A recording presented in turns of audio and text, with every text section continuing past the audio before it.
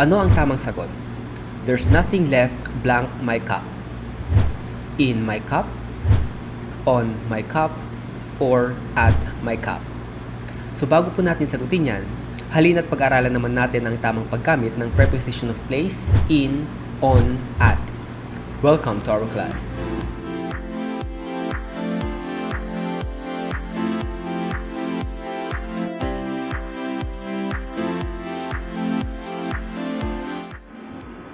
So una nating pag-usapan ang preposition of place, in.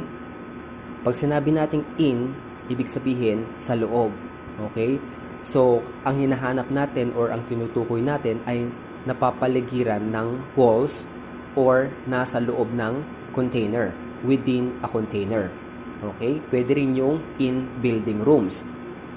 Halimbawa, pag sinabi nating there's nothing left blank in my cup, ang tamang sagot dyan ay in.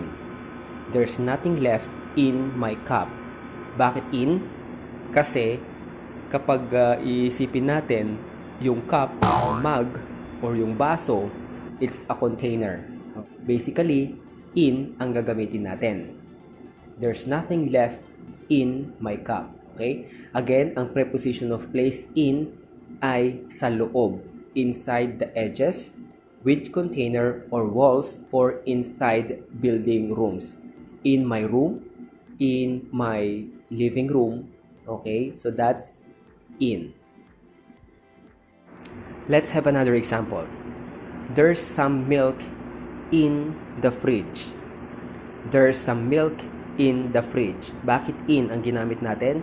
Kasi ang tinutukoy natin ay merong milk or merong gatas doon sa loob ng fridge. Okay, so kapag tatagalogin natin, merong gatas sa loob ng fridge o sa loob.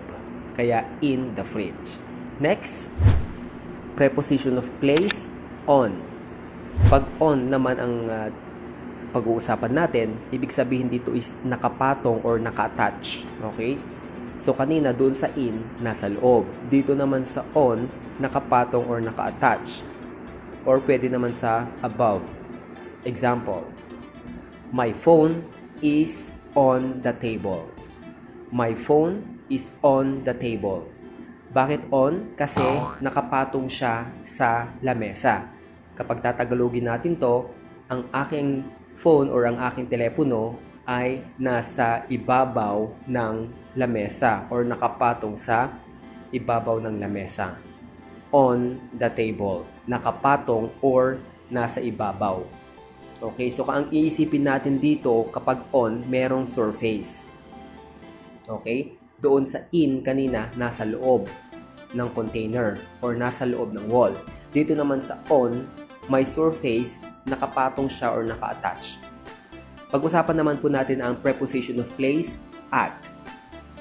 Dito naman sa at, specific place siya or exact position. Example, at the door. At the door. Another example, I'll meet you at the bus stop. I'll meet you at the bus stop. So dito, tinutukoy naman kung saan yung exact location kung saan kayo magmi-meet. Okay? Another example, turn left at the traffic light. Turn left at the traffic light. Okay, so tinutukoy dito yung traffic light, dapat mag-turn left ka. Okay, sinasabi yung exact location or exact position. Yun naman ang tamang gamit ng at. Again, isummarize natin ang ating mga napag-usapan about sa preposition of place, in, on, at. Kapag in, ibig sabihin nasa loob lang. Okay? Nasa loob ng isang container or merong walls.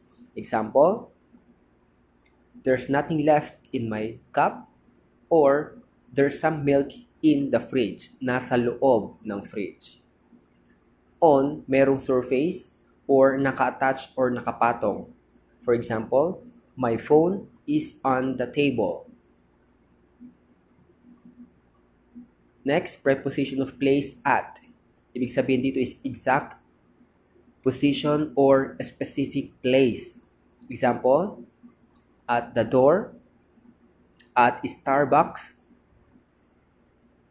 I'll meet you at the bus stop, or turn left at the traffic light. Okay, so yun po ang pinagkaiba ng tatlo. The preposition of place, in, on, at. Ayan, so sana po ay nag-enjoy kayo sa ating lesson for today. Para po sa iba ko pang mga tutorials, i-click lamang po ang playlist sa aking channel and then hanapin ang tutorials. Para po sa mga hindi pa po nakapag-subscribe, please mag-subscribe na po kayo. Ang gagawin nyo lang po ay i-click ang subscribe button yung naka-red dyan sa baba or sa tabi ng aking channel. And then wag na rin pong kalimutang i-click ang bell notification para ma-notify ka every time na meron tayong new lesson. So yun lamang po sa araw na ito. Again, my name is Dao and this is our channel, Dao's Perspective.